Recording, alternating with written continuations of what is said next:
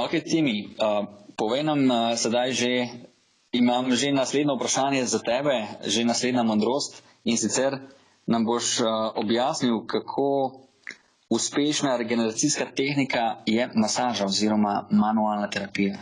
Torej tudi kar pereča tematika. Večina bo rekla, da je masaža stvar, brez katere ne gre. Če boste vprašali vrhunske kolesarje, ves čas omenjam kolesarje, pa iz tega športa na nek način v zadnjem času prihajam, bodo rekli, da brez masaže po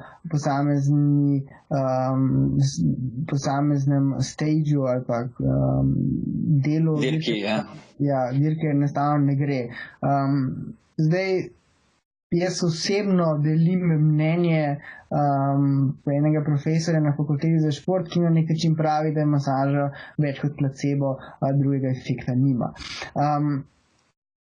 Ampak, če dam korak nazaj, enostavno osebno ne maram masaže in zato pač ta tehnika pri meni nikakor ne bo delovala. V osnovi ideja za masažo je, da z nekimi gibi, ki jih pač terapevt povzroči ali pa jih naredi, se recimo prva stvar, ki je, se pravi, se segreje mišica, ker pač z gnetenjem, s frikcijo se ustvarja toplota. Naslednja stvar, ki bi lahko potencialno pozitivno vplivala, je recimo uporaba različnih olj ali pa nekih maziv, ki ima lahko potencialno neke določene lastnosti, recimo, da bi povečala prekrvavitev. Potem tretja stvar, ki jo velikokrat rečejo, je ta, da se z gnetanjem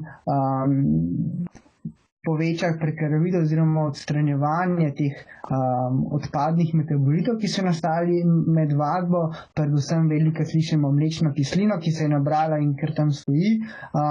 Tukaj se moramo ustaviti pa reči, da mlečna kislina pravzaprav v človeškem telesu nikoli ni, ne obstaja.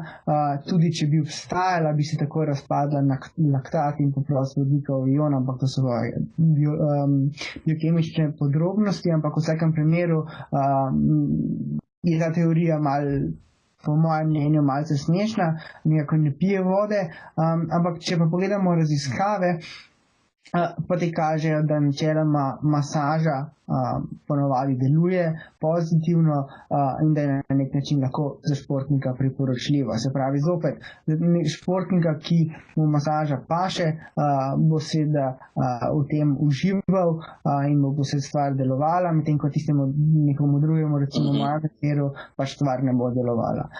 Je pa še ena izmed stvari, ki jih slišimo v masaži, pa je dejansko, če pomislimo, dejansko to lahko res, je, da masaža je lahko zelo boleča.